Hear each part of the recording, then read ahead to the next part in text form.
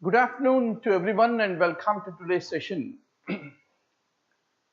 The NEET PG full-scale grant test with some image-based questions, some case study-based questions, some single-liners, almost to mock the same pattern as the examiner's expectations.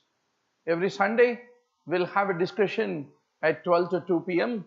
So let's make the beginning.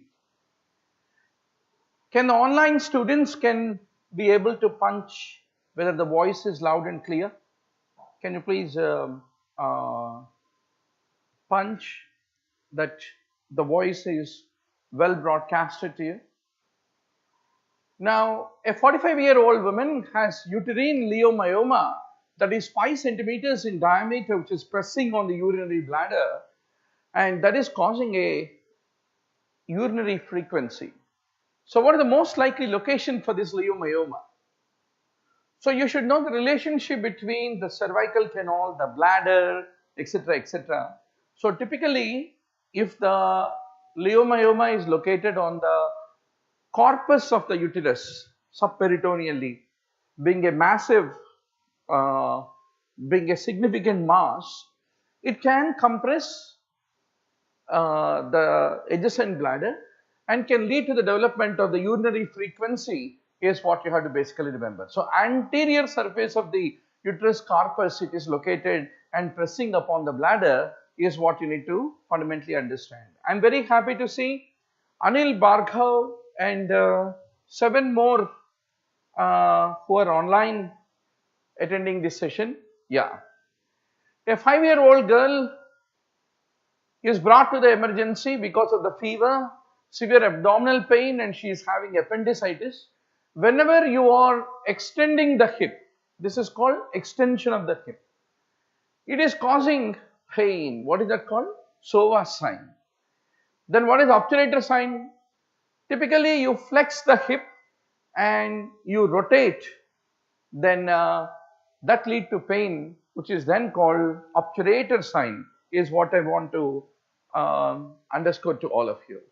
So it is the psoas major, which is the one which is the structure that is irritating and leading to the development of the pain, is what I want to underscore to all of you.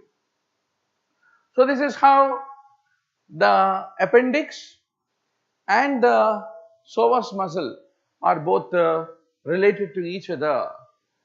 A 61-year-old, because of a 3-month history of headache, heart palpitations and excessive sweating, found to have significant hypertension. You all should remember that hypertension above the age of 50 or below the age of 30 is considered to be secondary hypertension. Above the age of 50, above the age of 60, there is a atherosclerosis which will narrow down the renal vessels and can lead to development of a secondary renal hypertension. That's the reason first time hypertension after the age of 50, you should think in terms of secondary hypertension.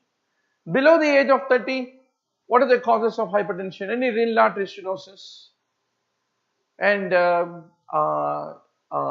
can be one of the causes, and Takayasu arthritis, where there is a pulselessness in a young Asian female, is another reason for the secondary hypertension. Coarctation of aorta is also a cause for the development of the hypertension, is what you need to ultimately remember. 61-year-old boy. So in this case, you should think of increased catecholamines. That's the reason it is adrenal glands, pheochromocytoma is implicated. Now intra-abdominal mass is there in the midline just above the symphysis pubis, and you are able to find a connection between the bladder, trigone of the bladder, and this is an example of a urachal cyst. So typically this is the bladder, trigone of the bladder, and there is a connecting link, and these are the places where urachal anomalies can be found. There can be a patent urachus, there can be a urachal cyst, there can be a urachal sinus opening out, or there can be a vesico-urachal diverticulum as what you can see here. Any of them can be there is what you need to understand.